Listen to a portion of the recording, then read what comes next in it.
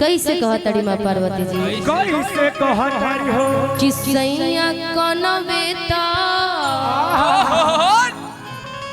कि सैया कनवेता डमरू बजावे ले सखी सैया कनवेता डमरू बजावे ले सखी सैया कनवेता डमरू बजावे ले सखी सैया कनवेता डमरू बजावे सखी ना बाप पियला के सुख कहीं के तना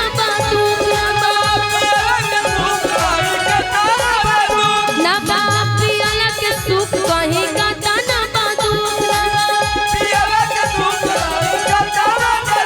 चिल्लाम रतिया के हमसे मलवावे सखी। एक बार जरा हाथ उठा करके दोनों हाथों को और आपको डमरू बजानी है। जिनको भगवान भोलेनाथ ने 2 हाथ दिए जरा दोनों हाथ उठा लीजिए और डमरू बजानी। और यहाँ पे बहुत सारे यूट्यूबर भाई भी है तो आप सब कैमरे में कैद हो रहे हैं, कल यूट्यूब पे चढ़ जाएंगे। दोनों हाथ उठाना है और मंच पे भी 2 कैमरा लगा हुआ तो आप लोग दिख रहे हैं इधर वाले लोग पे। तो दोनों हाथों को उठा करके डमरू कैसे बजता है डम डम डम डम डम डम डम डम सैया कनवेता डमरू बजावे ले सैया कनवेता डमरू बजावे राजा सैया कनवेता डमरू बजावे ना बाप पियला के सुख कहीं के तना बादू ना बाप पियला के सुख कहीं के तना बादू ना बाप मोहल्ला के सुख कहीं के तना बादू ना बाप मोहल्ला के सुख कहीं के तना बादू चिल्लाम रतिया के हमसे मलवावे ले सखी का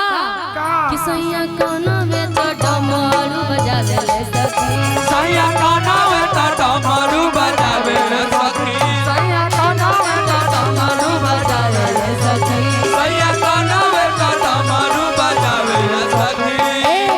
दुलड़ी बड़ी दुलड़ी बड़ी दुलारी बड़ी दुलारी बड़ी दुलारी सबका से होई सुखवार हमार मैया सबका से होई सुखवार हमार मैया दुलारी दुलारी बड़ी दुलारी बड़ी दुलारी दुलारी बड़ी दुलारी बड़ी दुलारी सबका से होई सुखवार हमार मैया सबका से होई सुखवार हमार मैया दुलारी कनवेता डमरू बजावे ले सखी सैया कनवेता डमरू बजावे ले सखी कहले लगावा भस्मी हमारा दिल में दिल में हो हमारा दिल में कवन कवन कहीं दुखवा का बात का दिल में कहले लगावा भस्मी हमारा दिल में दिल में हो हमारा दिल में कितना ले कहीं दुखवा का बात का दिल में बस अपन परियार लगवा छोरे फूफू का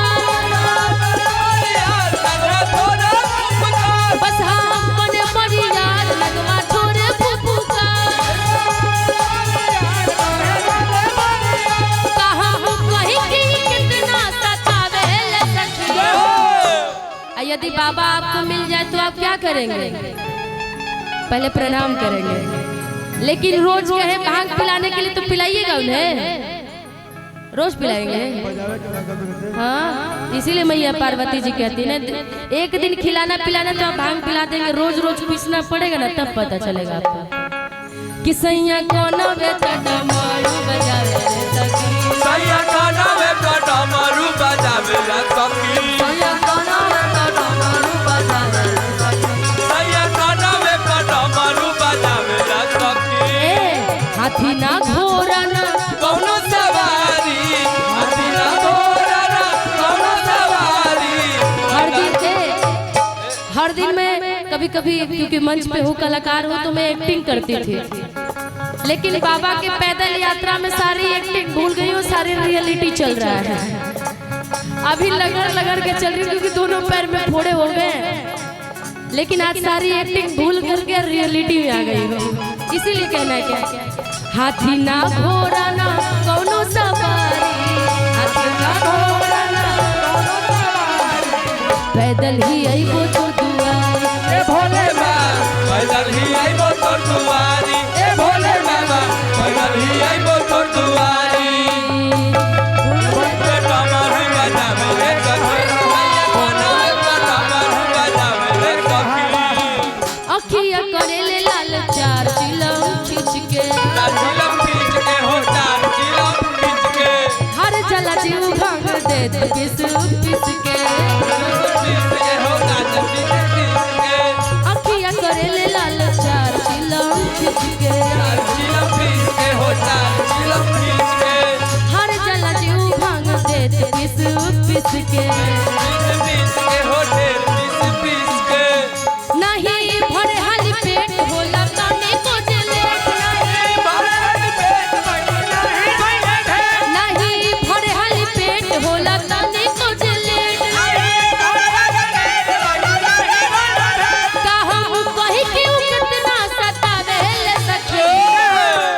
ए सैया जी का सैया कोनो वे तो डबड डबड डबड सैया कोनो वे तो डमरू बजावे,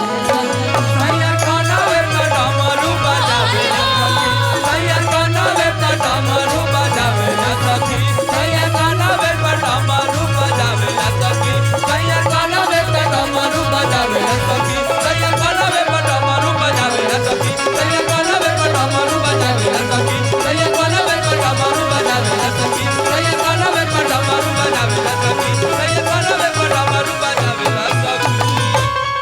कि सैया कोनो वे तो डमरू बजावे ले सखी। बोलिए शंकर भगवान की जय।